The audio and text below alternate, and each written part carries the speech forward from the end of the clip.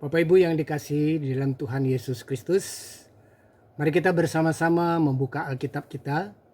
Kita akan membaca dari kitab Ayub pasal yang kedua ayat 9 sampai dengan ayat yang ke-10. Maka berkatalah istrinya kepadanya, "Masih bertekunkah engkau dalam kesalehanmu? Kutuki Allahmu dan matilah." Tetapi jawab Ayub kepadanya, "Engkau berbicara seperti perempuan gila. Apakah kita mau menerima yang baik dari Allah, tapi tidak mau menerima yang buruk?" Dalam kesemuanya itu, Ayub tidak berbuat dosa dengan bibirnya. Sebelum kita renungkan firman Tuhan ini, mari kita berdoa bersama-sama. Bapa dalam surga, kami datang kepadamu dengan pengucapan syukur. Kembali kami diberikan kesempatan untuk merenungkan firman-Mu. Dan kiranya setiap firman yang kami baca dan kami renungkan boleh menjadi berkat dalam kehidupan kami. Dalam nama Tuhan Yesus kami berdoa.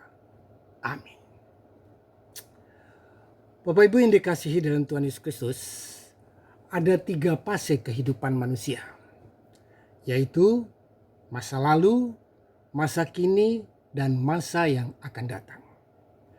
Setiap orang menyikapi setiap fase ini dengan gaya dan cara yang berbeda.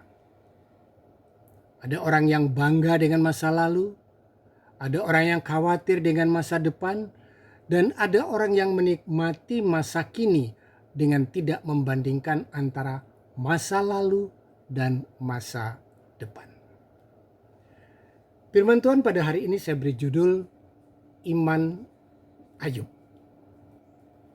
Saya mengajak kita untuk belajar dari pengalaman Ayub, bagaimana dia menyikapi atau menjalani 3 fase kehidupan dengan iman yang teguh dan tetap percaya pada rencana Tuhan.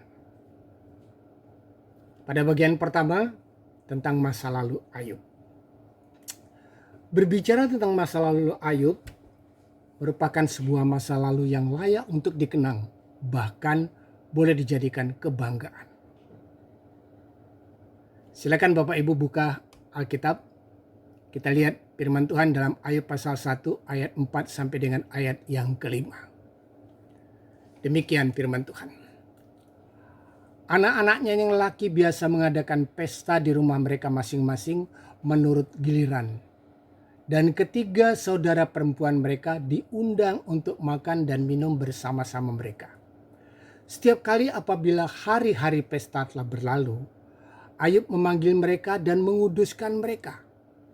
Keesokan harinya pagi-pagi bangunlah Ayub lalu mempersembahkan korban bakaran sebanyak jumlah mereka sekalian. Sebab pikirnya, mungkin anak-anakku sudah berbuat dosa dan telah mengutuki Allah di dalam hati. Demikianlah dilakukan Ayub senantiasa.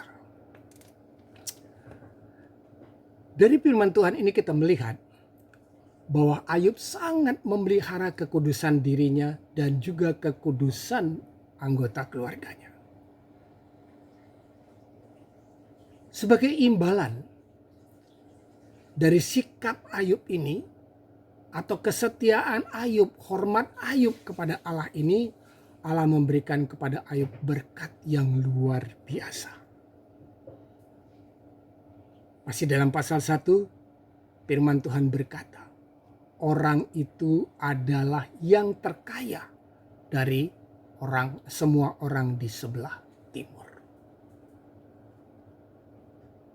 Ayub menjadi orang terkaya di sebelah timur. Luar biasa. Selain daripada itu, kita melihat catatan berikutnya. Tuhan mengaruniakan Ayub anak-anak yang taat pada orang tua dan juga takut akan Tuhan.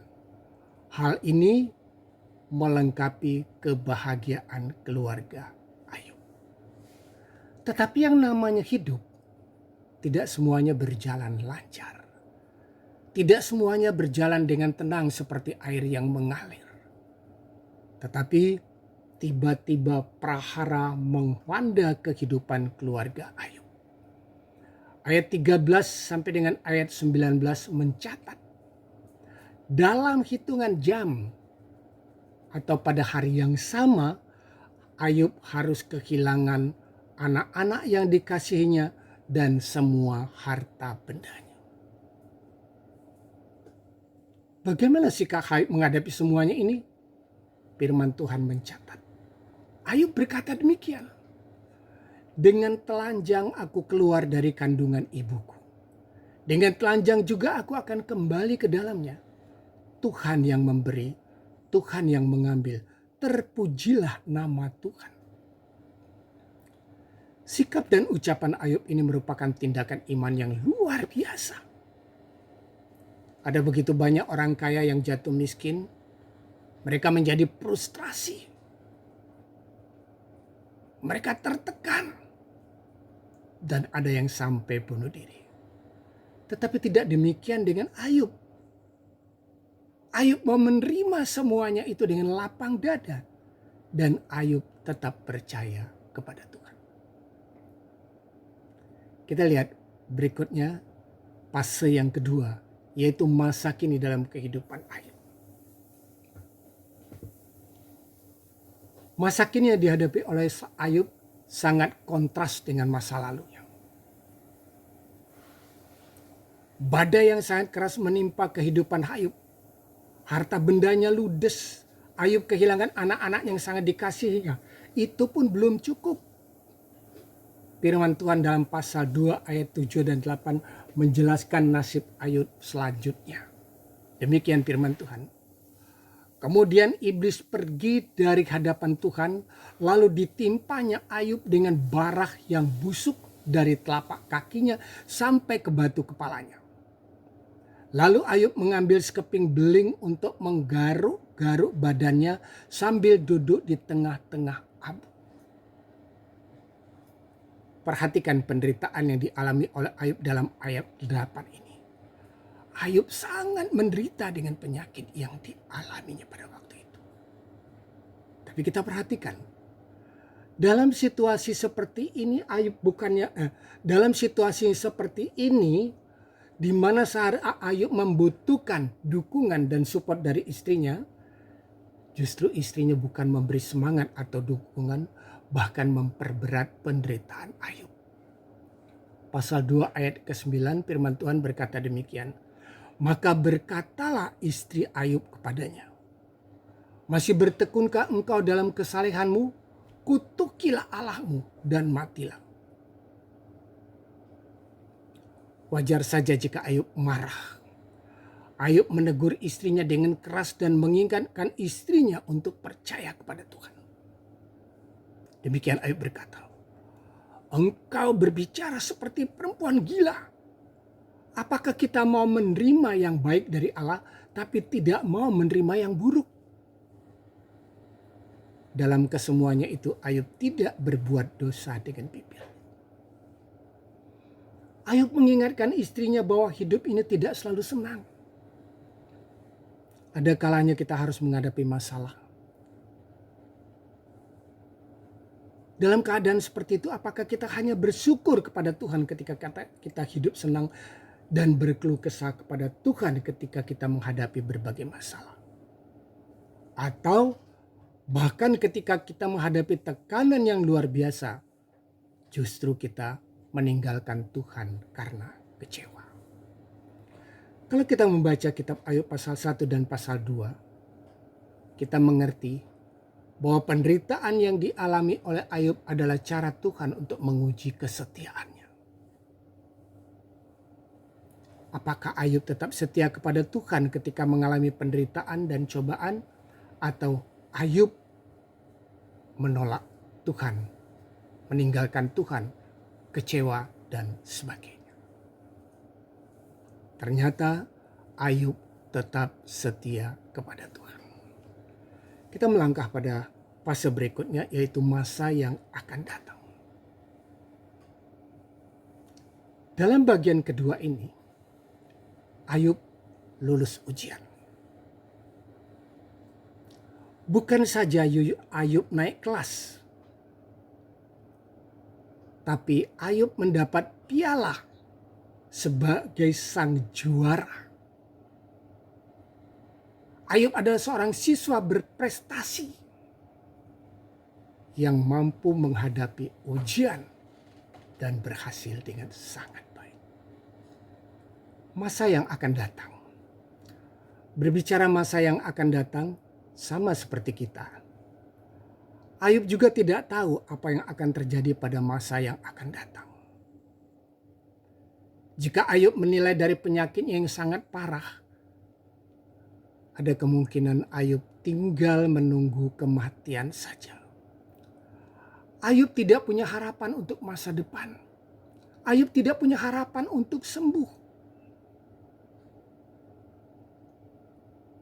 Andai pun ada dokter yang hebat atau rumah sakit yang canggih yang dapat menyembuhkan penyakit Ayub, pada waktu itu Ayub tidak punya dana untuk mengobati dirinya. Ayub hanya pasrah kepada kehendak Tuhan. Dia menyerahkan hidupnya kepada Tuhan. Namun demikian, yang menarik kita perhatikan di sini, Ayub tidak pernah mengeluh, apalagi menyalahkan Tuhan. Di dalam benaknya hanya terpikir bahwa Tuhan tidak akan melakukan sesuatu di luar rencananya. Mari kita lihat ending cerita Ayub dalam Ayub pasal yang ke-42.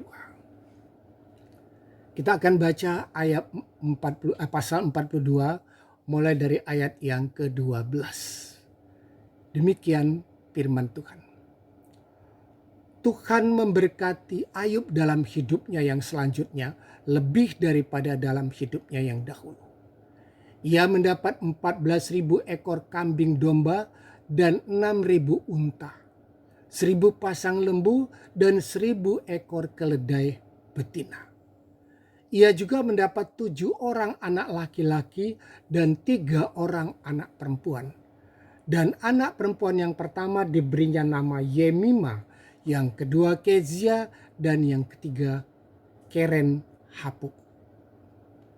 Di seluruh negeri tidak terdapat perempuan yang secantik anak-anak Ayub. Dan mereka diberi ayahnya milik pusaka di tengah-tengah saudara-saudara laki-lakinya. Sesudah itu Ayub masih hidup 140 tahun lamanya. Ia melihat anak-anaknya dan cucu-cucunya sampai keturunan yang keempat. Maka matilah Ayub dan lanjut umur. Ada beberapa hal kecil yang perlu kita catat dari ayat-ayat ini. Yang pertama kita lihat dalam ayat yang ke-15. Firman Tuhan di sini mengatakan bahwa Ayub memberi milik pusaka kepada anak-anak perempuannya. Hal ini bukan kebiasaan orang-orang pada zaman dahulu. Biasanya mereka hanya memberikan harta warisan kepada anak laki-lakinya. Tetapi karena begitu banyaknya harta benda yang dimiliki oleh Ayub, Ayub memberikan juga warisan kepada anak-anak perempuannya. Yang kedua, dalam ayat 16, kita lihat di sini, ia melihat anak-anaknya dan cucu-cucunya sampai keturunan yang keempat. Berarti Ayub masih hidup bukan hanya sampai ke cucunya, tapi sampai ke cicitnya. Luar biasa. Dan firman Tuhan diakhiri, maka matilah Ayub tua dan lanjut umur. Dia meninggal pada waktu dia betul-betul sudah sangat sepuh, sangat tua. Sudah waktunya untuk dia dipanggil oleh Tuhan. Bapak Ibu yang kekasih dalam Tuhan Yesus Kristus. Pada saat ini kita semua sedang menjalani fase kehidupan yang kedua, yaitu masa kini. Saya yakin sebagian dari kita menjalani fase ini dalam keadaan yang tidak mulus. Artinya kita menjalani fase ini mungkin ada rintangan, mungkin ada masalah, mungkin ada beban, mungkin ada sakit penyakit yang mendera kita. Mungkin juga kita menjalaninya dengan tertatih-tatih, dengan bersusah payah menghadapi setiap rintangan yang ada di depan kita. Tetaplah percaya kepada Tuhan. Demikianlah pesan firman Tuhan pada hari ini. Ketika saudara merasa sudah tidak mampu, ulurkan tangan saudara kepada Tuhan. Minta Tuhan untuk menolong saudara. Pasti Tuhan akan menolong saudara. Seperti Tuhan menolong Ayub, pasti Tuhan juga akan menolong kita yang percaya kepada Dia. Seperti Tuhan memberkati Ayub dalam 3 fase kehidupannya, Tuhan juga akan memberkati kita jika kita tetap setia kepada Tuhan. Mari kita berdoa. Bapa dalam surga yang kami puji dan kami muliakan, kami bersyukur untuk kebenaran firman Tuhan yang boleh kami renungkan pada saat ini. Biarlah firman Tuhan ini boleh tetap menjadi berkat dalam kehidupan kami. Meyakinkan kami dan memberikan kekuatan kepada kami. Bahwa di dalam setiap fase kehidupan kami, Tuhan tidak pernah meninggalkan kami. Tuhan selalu menyertai kami. Dan Tuhan selalu memberikan solusi terhadap masalah yang terjadi dalam kehidupan kami. Ajar kami ya Tuhan untuk setia kepada Engkau di dalam menghadapi setiap rintangan kehidupan ini. Dalam nama Tuhan Yesus kami berdoa. Amin. Tuhan memberkati saudara semua.